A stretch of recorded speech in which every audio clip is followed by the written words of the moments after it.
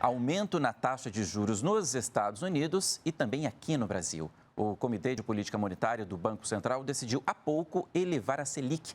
Assunto para o nosso comentarista Ricardo Caldas. Bom, boa noite, professor. Essas altas lá fora e também aqui significam o quê para a economia brasileira e para o bolso do brasileiro? Explica para a gente. Boa noite, Paulo. Boa noite a todos que estão nos assistindo.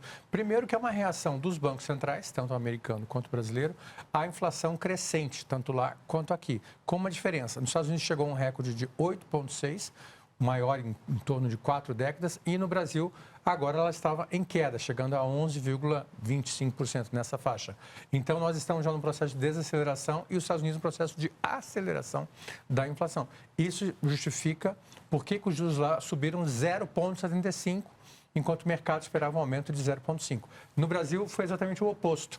Nós tivemos um aumento de 0,5%, que é um aumento menor do que os últimos aumentos que nós estávamos vendo no final do ano passado e início desse ano, porque o Banco Central e as autoridades monetárias entendem que nós já estamos no processo de desaceleração, com a inflação de maio em torno de 0,57%. Inclusive, uma curiosidade, Paulo, histórica, em maio agora, os Estados Unidos teve uma inflação que foi o dobro da brasileira. A inflação dos Estados Unidos em maio foi em torno, chegando próximo a 1%, enquanto que a nossa foi menos de 0,5%. Agora, a gente tem aqui, professor, essa marca, essa taxa aqui de 13,25%. A gente saiu de 12,75% para 13,25% ao ano. O que isso representa para a gente, aqui no nosso dia a dia? Bom, eu ia chegar nesse ponto. Para nós, como consumidores, como cidadãos, a gente sente essa diferença aonde?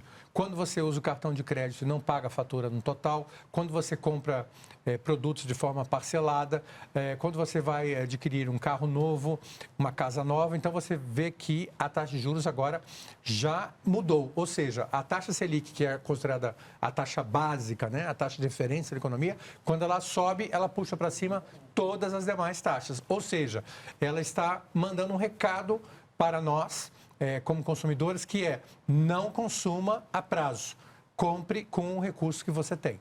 Agora, esse novo patamar, também nos Estados Unidos, tem consequências aqui? No Brasil, a gente vai sentir isso logo? Nós já estamos sentindo, na verdade. O dólar, que estava em processo de queda, ele já voltou a subir. Ele estava em torno de 4,7 na semana passada. Agora ele já está em torno de 5,12, 5,15. E na medida que os Estados Unidos aumenta a sua taxa de juros, ele acaba atraindo capital para lá, porque esse acaba se tornando um investimento um pouco mais interessante para aquele perfil de investidor mais conservador. Mas, de qualquer maneira, o fato do Brasil também aumentar a sua taxa de juros, ele também atrai investidores para cá, muitas vezes com outro perfil.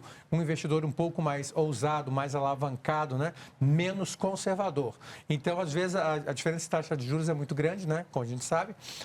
A nossa é quase 10 vezes a norte-americana, mas nós atraímos investidores diferentes e pode ser, Paulo, que parte dos investidores, seja no Brasil, também acabem optando por voltar para os Estados Unidos, e isso explica também um movimento de baixa que nós tivemos na Bolsa de Valores em função até dessa alta do dólar. Para terminar, professor, a gente tem um minuto aqui, uma dúvida. Aumentou a taxa lá nos Estados Unidos. Isso pode influenciar as próximas reuniões do Copom aqui no Brasil? Existe essa tendência?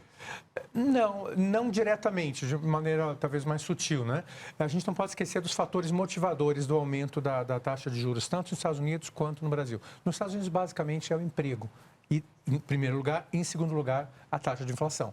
Então, isso também foi importante nesse aumento da taxa de juros nos Estados Unidos, porque eles entendem que a taxa de desemprego lá está em torno de 3,5%, 3,6%, já é praticamente considerado pleno emprego. No caso do Brasil, o fator principal que move a taxa de juros realmente é a inflação, praticamente, não é tanto a questão do desemprego. Ok, professor, obrigado e até amanhã. Até amanhã.